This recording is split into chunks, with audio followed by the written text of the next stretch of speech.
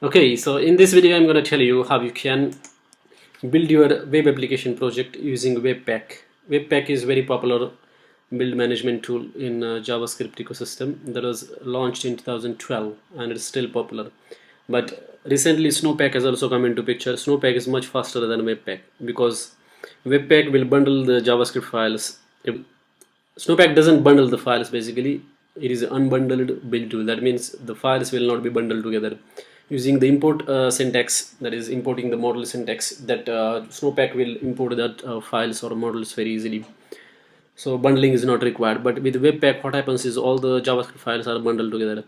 And then there is a webpack.config.js file where you can specify the entry point for your project and then the where you want to store the output. So here we have given entry point as index.js, but index.js itself can import lots of other models in it. So Webpack will go to index.js. If another model is imported, it will go to that particular model, get that source, and then put it into the output that is in this file. So you can give the file name, any file name here. Generally main.js is the default or a conventional name that they give, and you can also tell in which directory that file should be output. So this file will be created main.js in the dist directory after we execute the Webpack command.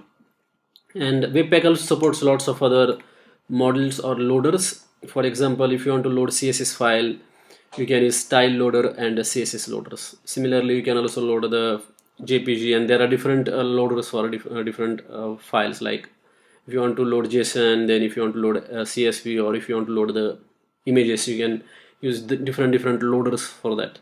And you can configure that thing here in the rules section. So here what we're telling is we want to import the CSS file using this style loader and CSS loader. So basically what you need to do is you need to put the files in the source directory like that, and then here you can give entry point. So when we execute this command npx webpack, what happens is that it will grab all the source files and then convert it into one file, that is main.js, in the dist directory. So you can see here there is no dist directory right now, but if you execute this npx webpack, that dist directory will be created, and then there will be main.js file where all these JS or the third-party models are also put it into this main.js. So let us execute this npx webpack.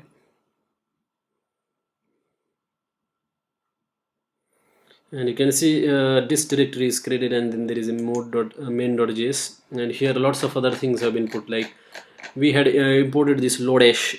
If you look here in the source, we have imported this lodash model, and that's why in the main.js this lodash is also added. So a lot of things that have come from the lodash and put it into main.js. So that is what happens with the Webpack. Everything is bundled in one file. But you can obviously you can use the splitting, but the main concept is bundle everything in one file. In Snowpack there is another tool. What happens in that is that the files are not bundled together. Files are kept separate. And in the development we don't need to bundle. Bundling is only useful when we are doing the or deploying it into the production. If we want to develop the web application, we don't need to bundle it actually, and that's why this Snowpack is very fast. The files are not bundled, they are just built, and it is based on the advanced ES6 syntax, import and export model concept. So that is how you can build using the Webpack. And this is a very important file, webpack.config.js, where you can specify how you want to build your project, like where is the entry point, where you want to put the output, and what kind of loaders you want to use in your Webpack application. And thanks for watching this video.